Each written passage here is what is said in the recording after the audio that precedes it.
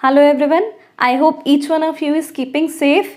सो आज हम ये वाला टॉपिक शुरू करेंगे, carbon and its compounds. Topic start करने से पहले मैंने सारे टॉपिक्स जितने भी चैप्टर में हैं वो सब लिख दिए। अब उसमें से जो आपका नया सीबीएसई वाला कोर्स है, ध्यान रखना ये जो चीज़ बता रही हूँ मैं, आपका जो नया इस साल के लिए जो सीबीएसई का बोर्ड का पैटर्न आया है उसमें कुछ टॉपिक्स ओमिट हुए हैं, आपको पता होगा। सो मैं सिर्फ वो टॉपिक्स टिक कर रही हूँ जो एक्चुअल में आपके सिलेबस में अब हैं। वो वाले टॉपिक्स हैं, फर्स्ट ये कोवलेंट बॉन्डिंग वाला, नेक्स्ट वर्सेटाइल नेचर वाला, और थर्ड टॉपिक होमोलॉगस सीरीज। सिर्फ ये 3 टॉपिक बचे हैं सिलेबस में, बाकी जितने भी टॉपिक्स मैंने लिखे हैं ये सब कट चुका है, सब कट चुका है सिर्फ इस साल के लिए। यानी ये वाला जो 2019 2020 2021 का सेशन है, इसमें सिर्फ ये 3 टॉपिक्स आने हैं, बाकी कुछ नहीं आना। सो वीडियो स्टार्ट करने से पहले आज मैं पहले ये टॉपिक कवर करूँगी, लेकिन उससे पहले मुझे आप लोगों की एडवाइस चाहिए, बिकॉज आप स्टूडेंट्स हो, आप ही के लिए वीडियोस बन रही हैं। So I want you students to let me know कि मैं आपको सिर्फ ये वाले टॉपिक्स कवर करवाऊँ या फिर आपको बेटर अंडरस्टैंडिंग के लिए सारे टॉपिक्स कवर्ड अप चाहिए। सो एक बार आप कमेंट सेक्शन में मुझे बता देना आपको किस पैटर्न में चलना है, सिर्फ ये वाले नए सिलेबस के अकॉर्डिंग करना है या फिर आपको सारे टॉपिक्स प्रिपेयर्ड चाहिए। जो भी तरीका होगा उस तरीके से ले लेंगे। फर्स्ट टॉपिक स्टार्ट करेंगे आज हम, covalent bonding in carbon. So let's begin with that, bonding in covalent compounds. अब ये समझने से पहले इलेक्ट्रॉन के कॉन्फ़िगरेशन देख लेते हैं कार्बन की। कार्बन के पास है total 6 electrons. Outermost shell में कितने होंगे? 4 इलेक्ट्रॉन। कॉन्फ़िगरेशन क्या आएगी? 2,4। इतनी चीज़ आपको पहले भी आती है, ठीक है। अब क्या है, स्टेबल नोबल गैस कॉन्फ़िगरेशन तब बनती है जब या तो बाहर 2 इलेक्ट्रॉन्स हो, आउटर मोस्ट शेल में either 2 electron should be present और 8 इलेक्ट्रॉन शुड बी प्रेजेंट, या फिर डुप्लेट या ऑक्टेट रूल आपने पढ़ा होगा 9th क्लास में, ठीक है। तो क्या है, अब क्या क्या चॉइसेस है कार्बन के पास? या तो कार्बन क्या करे, 4 इलेक्ट्रॉन्स, ये जो 4 इलेक्ट्रॉन्स है लूज कर ले। अगर ऐसा होता है तो कार्बन पे चार्ज क्या आएगा? +4, ठीक है। कार्बन कैटायन बन जाएगा, चार्ज +4 आएगा, it will lose 4 electron. Configuration क्या होगी? ये 4 इलेक्ट्रॉन इसने लूज कर दिए, कॉन्फ़िगरेशन होगी सिर्फ 2। आपको पता है ये अब आउटर मोस्ट शेल हो गया, आउटर मोस्ट शेल में 2 इलेक्ट्रॉन्स हैं, तो हमारा क्या होगा?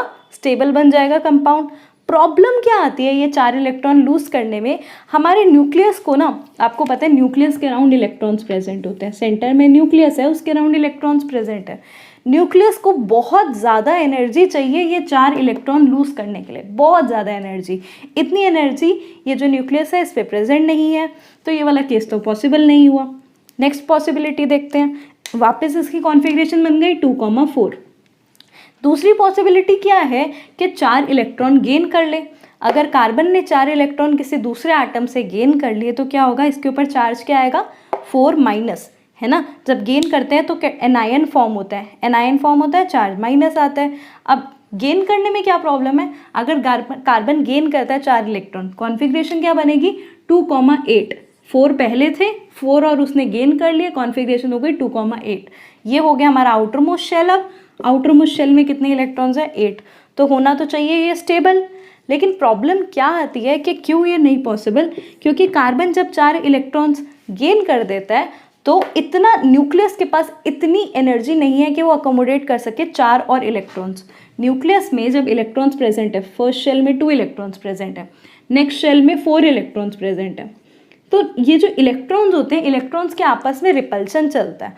आप ये डिटेल में हायर क्लासेस में पढ़ोगे कि इलेक्ट्रॉन इलेक्ट्रॉन रिपल्शन होता है, जिसकी वजह से अगर यहाँ पे 4 और इलेक्ट्रॉन आकर बैठ गए तो क्या होगा? ये जो इलेक्ट्रॉन इलेक्ट्रॉन रिपल्शन है बहुत ज़्यादा होगा, और इतना ज़्यादा होगा कि न्यूक्लियस इतना सहन नहीं कर पाएगा। इसीलिए ये वाला केस भी नहीं पॉसिबल, है ना। रिपल्शन की वजह से ये वाला केस भी नहीं पॉसिबल। अब पॉसिबिलिटी क्या बची? ना तो वो 4 इलेक्ट्रॉन लूज कर सकता, ना 4 इलेक्ट्रॉन गेन कर सकता। तो क्या होगा? Carbon would form covalent compounds, मतलब वो क्या करेगा? शेयरिंग ऑफ इलेक्ट्रॉन्स करेगा, ठीक है। ये चीज़ मैंने last time metals non metals में जब हमने आयनिक कंपाउंड्स पढ़े थे तब भी मैंने कहा था आयनिक कंपाउंड्स कैसे फॉर्म होते हैं? जिसमें इलेक्ट्रॉन इधर लूज हो या गेन हो।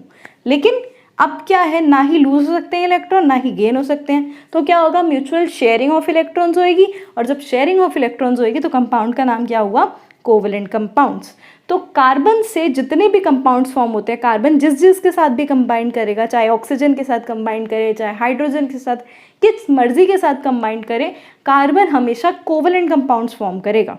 ध्यान रखना, कार्बन अपने आप में एटम है, लेकिन कार्बन से जो कंपाउंड्स फॉर्म होंगे, यानी कार्बन ऑक्सीजन के साथ कंबाइन कर रहा है या हाइड्रोजन के साथ या किसी, अब कार्बन खुद के साथ भी कंबाइन कर रहा है, तो कोवेलेंट कंपाउंड्स फॉर्म होंगे। कोवेलेंट कंपाउंड्स क्या होते हैं? जो शेयरिंग ऑफ इलेक्ट्रॉन से होते हैं, शेयरिंग होती है इलेक्ट्रॉन्स की। अब प्रॉपर्टीज देख लेते हैं कोवेलेंट कंपाउंड्स की। सो अब आ गई प्रॉपर्टीज ऑफ कोवेलेंट कंपाउंड्स।